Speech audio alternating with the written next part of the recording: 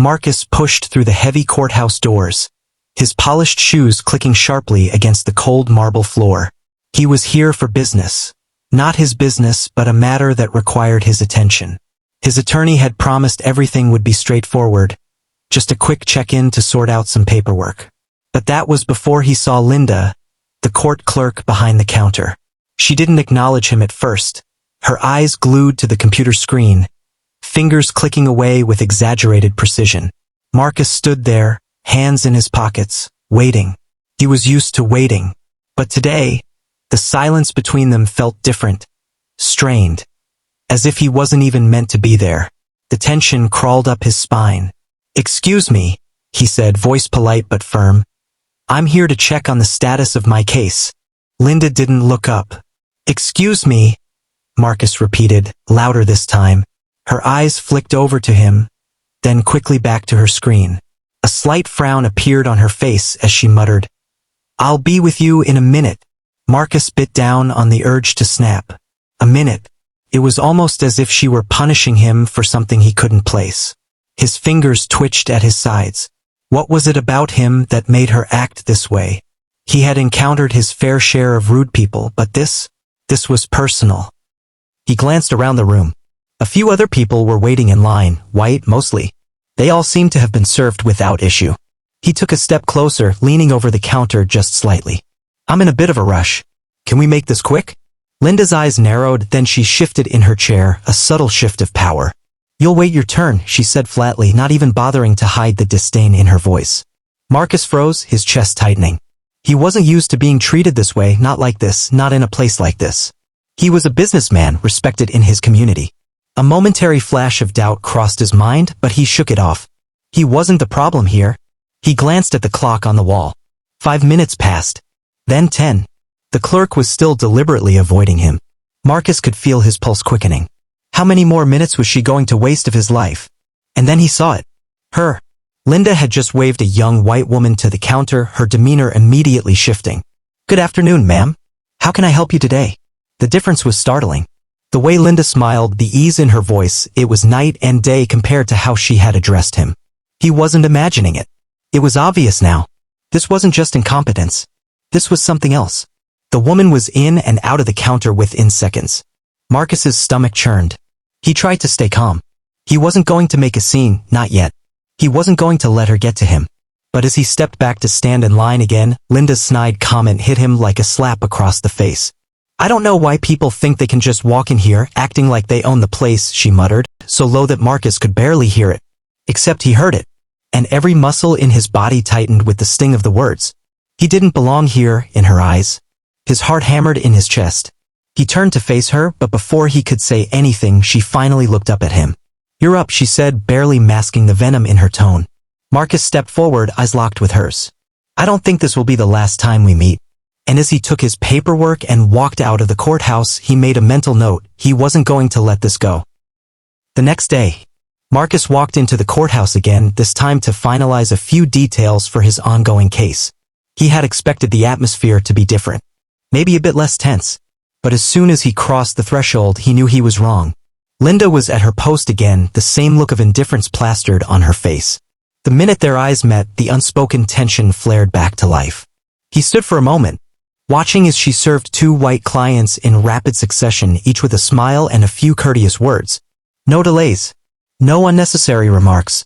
But when Marcus stepped forward, he felt the same sharp chill he had felt the day before. "You again?" she said, not even bothering to hide the disdain in her voice. He tried to keep his voice steady.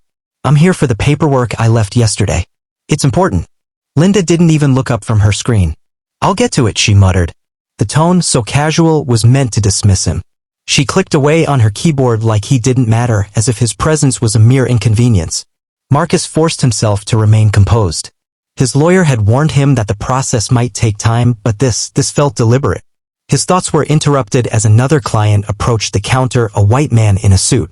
Linda turned to him immediately, her demeanor shifting in an instant. "Good afternoon, sir," she said, her voice sweet as honey. "How can I assist you today?" The contrast was glaring. Marcus clenched his fists at his sides, but he couldn't bring himself to speak just yet. He knew he had to keep his cool, but it wasn't easy. It wasn't fair. Watching Linda breeze through the transaction with the white man while he stood there, invisible, irritated him more than he cared to admit. The white man left with his paperwork in hand and Marcus took a step closer. He needed to say something. But before he could, Linda finally acknowledged him, her tone dripping with forced politeness. "I'll get your stuff," she said flatly, turning to rummage through a pile of papers behind the counter. She didn't make eye contact. Didn't even look at him like he was a real person. A pit formed in his stomach. Every time she opened her mouth, it felt like a slap. "Thank you," he replied through gritted teeth, trying to maintain some level of composure. It took another 15 minutes before she handed him his papers, stiff as though she were doing him a favor. As she passed them over, she gave him a cold smile, her eyes narrowing slightly. The underlying message was clear: you don't belong here. Marcus held the papers, his face a mask of restraint. "I don't know what your problem is with me," he said, his voice tight but steady. "But you should be careful. People don't forget this kind of thing." Her eyes flicked to his, and for a brief second, Marcus thought he saw a flicker of something, guilt, maybe, or fear, but it vanished as quickly as it came. She looked away, pretending to be busy with her work. "I don't have time for this," she muttered, her tone colder now. "Get out of the way." Marcus stood there for a second, then walked away. His anger simmered just beneath the surface. He had never felt more invisible, more degraded, and it made him sick. He didn't want to think about it anymore, but he couldn't shake the feeling that this wasn't just personal, it was something deeper. As he left the courthouse, his mind raced. How many others had been subjected to this kind of treatment? How many had just walked away, defeated because they didn't have the power to stand up for themselves? But Marcus wasn't like the others. He couldn't just let this slide. He wasn't going to let Linda get away with it. He would find a way to expose her, if not for him, then for everyone who had been forced to endure her silent, racial disdain. And somehow he would make sure the entire courthouse knew just who he was. Marcus sat in his office later that afternoon. Papers scattered across his desk, but his mind was elsewhere. He stared at the documents in front of him. The words swimming together. Linda's face. The coldness in her eyes. Her dismissive tone. He had been back to that courthouse 3 more times since the incident, each time hoping that maybe things would be different, that she would treat him like a real person. But every visit had been a replay of the first, dismissive glances, passive-aggressive comments, and a blatant refusal to even acknowledge him as a client. It was driving him mad. He had tried to shrug it off, tried to tell himself that it wasn't worth the energy. He had bigger things to worry about. After all, he was a successful businessman. A family man. He had a good life, except for this one thing that kept gnawing at him. The truth was, Linda's behavior wasn't just about her. It wasn't about some small-town court clerk who held a grudge for no reason. It was about a system that allowed people like her to exist and thrive. People who made assumptions based on his skin color. People who treated him like he was invisible, like he didn't belong. Marcus gritted his teeth. He wasn't going to let this slide. He couldn't. It wasn't just personal anymore, it was about something bigger. He leaned back in his chair and pulled out his phone, scrolling through a few old pictures of his family. His sister, Melanie, was smiling in every one. And standing next to her with his arm around her shoulder was the mayor, Thomas Richardson, his brother-in-law. Marcus and Thomas had been close for years, long before Marcus had married Melanie. But Marcus had never let people know about their connection. He kept his ties to the mayor quiet, didn't want to use family connections to get ahead, didn't want to give anyone a reason to think he was trying to use his family for personal gain. It had always been about earning things on his own, without handouts. But now, the truth hit him like a freight train. Maybe it was time to stop playing by everyone else's rules. His phone buzzed in his hand, his attorney, Brad, texting him about a court date next week.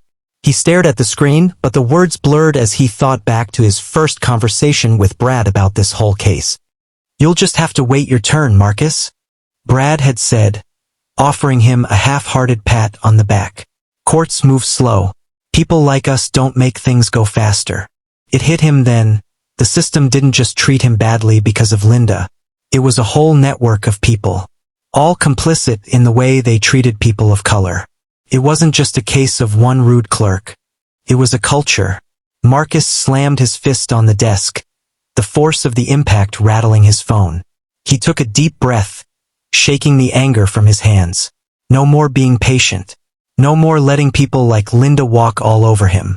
If no one was going to listen to his complaints, then maybe it was time for a different approach. He picked up the phone again, scrolling through his contacts until he found Thomas's name.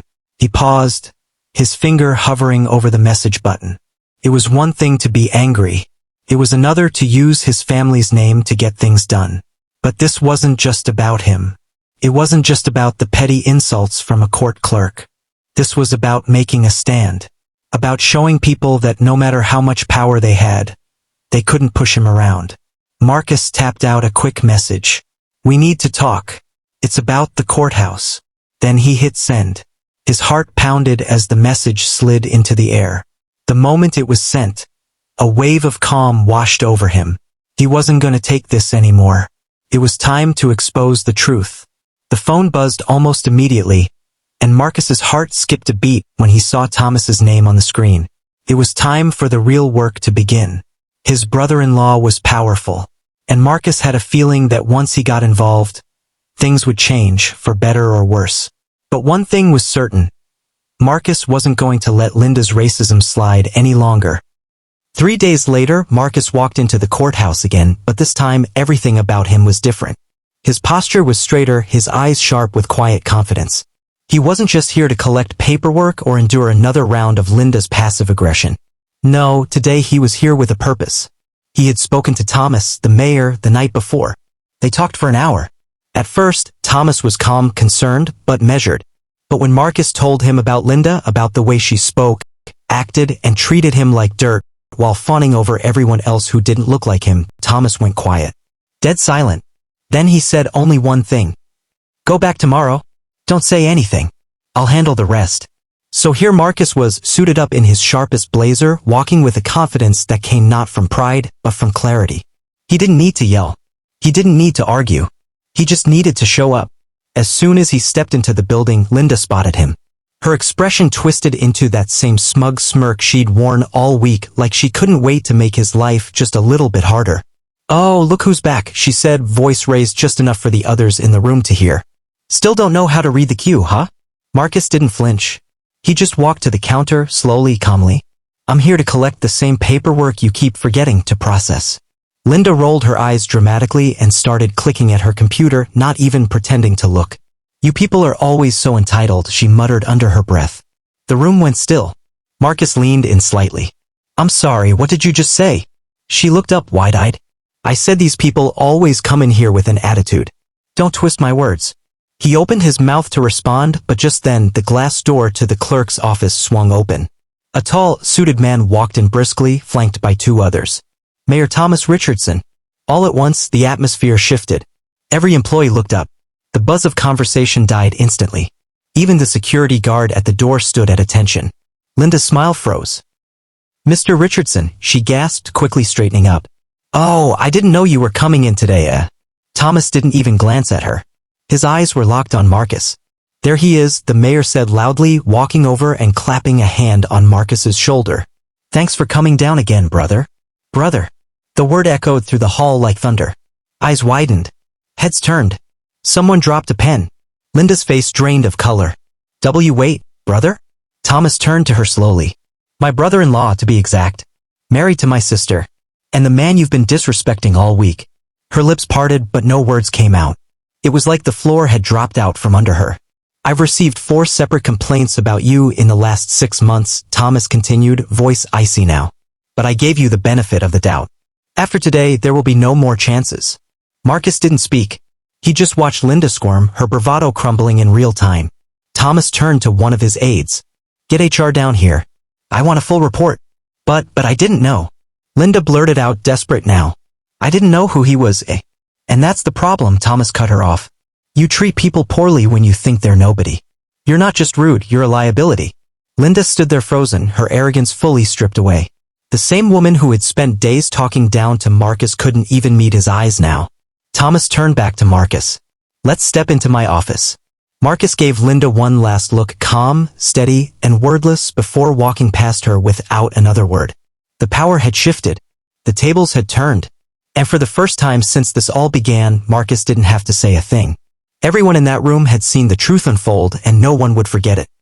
Linda stood frozen at her post, the color still not returned to her face. The silence left in Marcus and the mayor's wake was deafening. You could hear the tapping of a single key from the back office, the shuffle of a paper across a desk. But no one dared speak. Everyone had seen it. Everyone now knew. And Linda? She knew she was done. 10 minutes later, HR arrived. Not just one rep, 3. Clipboard, iPad, and a folder with her name on it. The lead woman didn't even bother to sit down. "We're conducting an immediate review of your conduct," she said briskly. "There have been multiple complaints, and after what the mayor witnessed firsthand, this can't be brushed aside." "I didn't mean anything by it," Linda said, her voice trembling now. "I swear. I treat everyone the same." That was a lie, and she knew it. So did everyone in that office. "Save it," one of the HR reps cut in. "There's surveillance footage, audio, and witness statements. You'll have your chance to speak during your hearing. For now, we're placing you on administrative leave, effective immediately." Linda looked around the room, hoping someone, anyone, would defend her. But no one moved. No sympathetic glances. Not even the security guard she used to joke with at lunch. It was over. Meanwhile, upstairs in the mayor's private conference room, Marcus sat across from Thomas. A cup of coffee steamed gently beside him, untouched. "I didn't expect you to come in like that," Marcus said with a small smirk. "You really put on a show." Thomas shrugged. "I don't like bullies, and I hate when people think they can get away with racism just because no one's watching." Marcus nodded, his tone more serious now. "She wasn't just rude.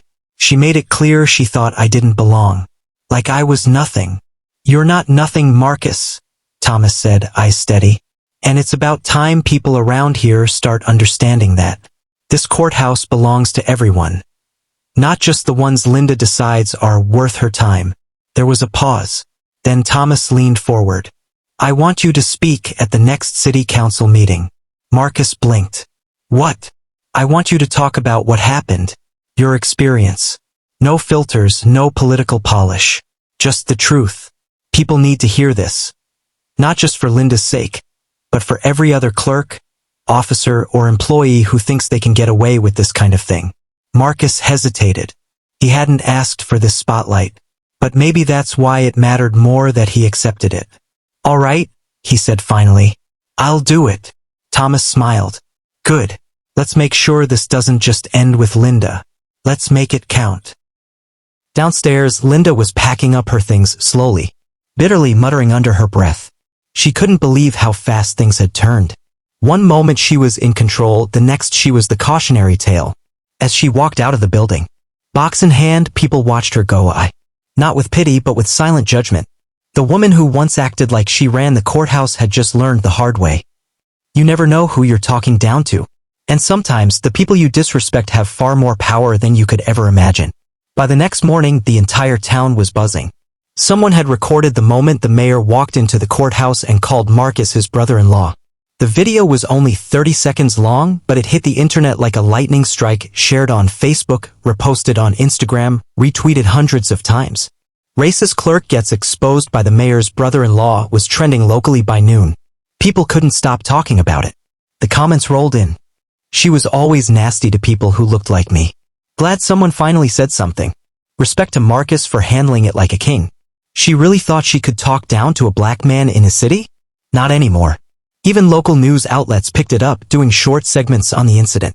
One anchor called it a long overdue reckoning inside one of the city's most outdated institutions. They didn't name Linda directly, but everyone knew. Her photo was being passed around in private groups like wildfire. At Marcus's office, calls flooded in, clients, friends, strangers thanking him, supporting him, wanting to share their own stories. Some told him they had avoided the courthouse altogether because of how cold and rude the staff were, especially toward people of color. But what surprised Marcus the most was how many people from inside the courthouse reached out. One of the clerks, Angela, sent him a discreet message. "Thank you. I've watched her treat people that way for years. I never had the courage to speak up. What you did, it gave us all permission to stop staying quiet." That hit hard. Marcus realized this wasn't just about his own experience anymore, it had shaken something loose. Other people had been suffering too. He just happened to be the one who pushed back loud enough for the system to listen. Meanwhile, Linda's world was unraveling. Her neighbors stopped waving. Her favorite coffee shop lost her regular order. She tried to explain herself to anyone who'd listen, but every excuse sounded worse than the last. It was just a misunderstanding. I didn't know who he was. I'm not racist. I'm just strict with everyone. No one was buying it.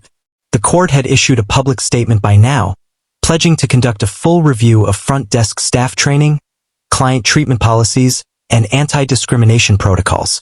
It was all corporate language, but the message was clear. They knew they'd messed up. And Marcus? He stayed quiet for now. He didn't need to post a rant online or brag about the outcome. His silence spoke volumes. His dignity had done more damage to her ego than 100 insults ever could. People whispered his name now with respect. Not just as the mayor's brother-in-law, but as the man who stood up, stayed calm, and exposed a problem people had ignored for too long. And the best part? He hadn't raised his voice once. 2 weeks later, the courthouse felt different. The front desk that once buzzed with Linda's passive-aggressive commentary was now quiet, professional, almost respectful. Her replacement, a younger woman named Carla, greeted everyone with the same warm smile. No exceptions. The office felt lighter, the energy better. It was like the building had exhaled after holding its breath for far too long. Marcus hadn't returned since the incident. Not because he was avoiding it, but because he knew he didn't have to. His point had been made. But that week, he stood before the city council just like Thomas asked. Dressed sharp, voice steady, he shared the entire story. Not with anger, not with revenge, but with clarity.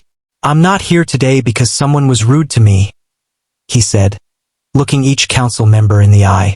I'm here because too many people expect to be treated unfairly when they walk into public institutions, especially people who look like me. And that's not just wrong. It's dangerous. The room was silent, hanging on every word. I didn't ask to be treated special. I just asked to be treated equal. The only difference between me and the others she dismissed is that I happen to be connected to power. But what about the people who aren't? Heads nodded. Some eyes glistened. For a moment, the political walls came down. When he finished, he got a standing ovation, not for the speech, but for the truth behind it. Afterward, as Marcus walked out of the building, a man approached him in the parking lot. Older, white, wearing a mechanic's jacket with grease-stained hands. Hey, the man said quietly. I saw the video. Just wanted to say, I never realized how deep this stuff went. But you opened my eyes. Marcus smiled. That's all I wanted. The man nodded, then turned and walked off. No big announcement. No fanfare. Just change, small, personal, real. As for Linda, her name never made the news, but her story did. She moved out of town shortly after blaming cancel culture, bias, and everything but her own actions. But deep down, she knew the truth. She lost her job not because of who Marcus was, but because of who she chose to be. This wasn't just one man standing up for himself. It was about accountability. It was about dignity. It was about how quickly the powerful can flip when they realize the person they're mocking actually has the last word. So now it's your turn. What would you have done in Marcus's shoes? Have you ever witnessed or experienced discrimination like this? And more importantly, do you think this kind of exposure changes anything for real, or is it just a momentary fix? Drop your thoughts below, let's talk about it.